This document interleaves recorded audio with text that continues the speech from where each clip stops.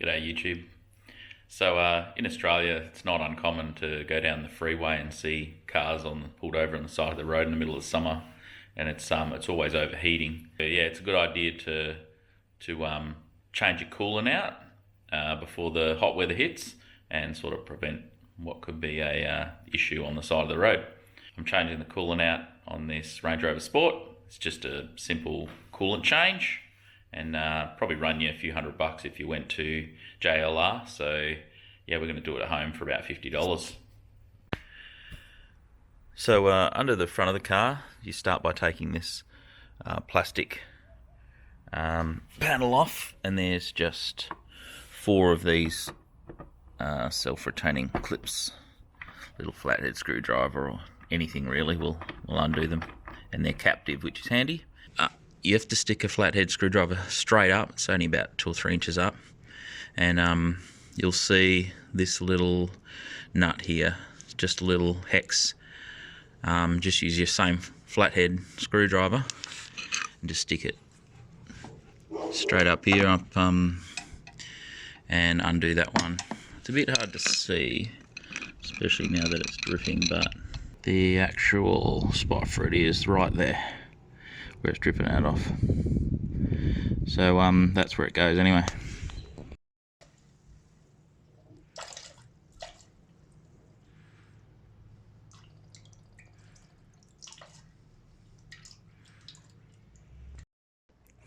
And in your engine bay here, you can see that's the radiator hose there underneath your intake hose.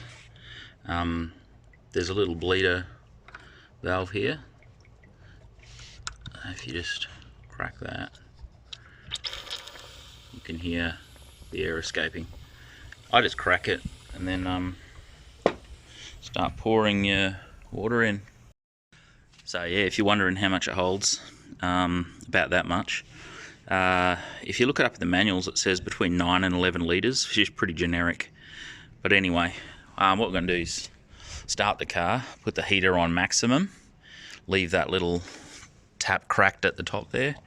I pour 4 litres of distilled water in, just your normal like David Gray's distilled water, and then all your coolant concentrate, and then top it up with water after that. So yeah, you need 5 litres of coolant, and that's concentrate. So I put 1 of these in, and then 5 litres of coolant. Look, it's going to depend on what model car you've got, but make sure it's got OAT, safe for OAT technology. As you can see, about, I don't know, it's around about there somewhere. Because this pink OAT coolant, the Land Rover coolant, is the same as OAT, so you need to make sure that it's compatible. Unless you just buy genuine Land Rover, but this stuff here is from Autobahn. It's the same stuff basically. There is a Newlon version as well, but just check that's OAT as well, compatible.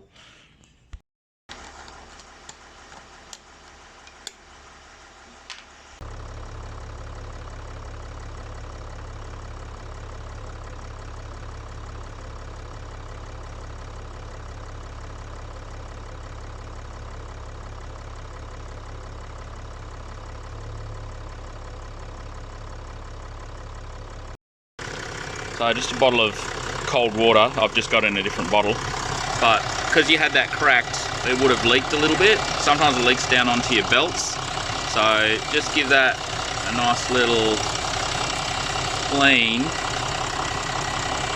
just to stop the coolant,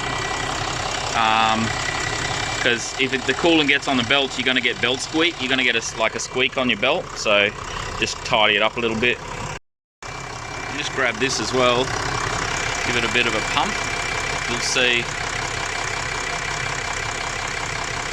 it gets rid of some of the air bubbles.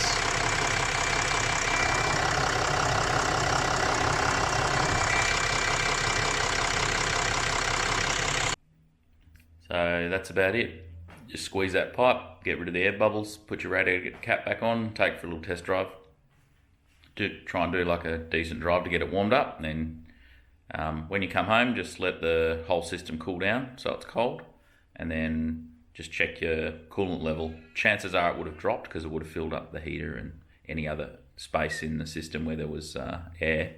And then yeah, just top it up to the maximum mark on the side of the reservoir there, and off you go.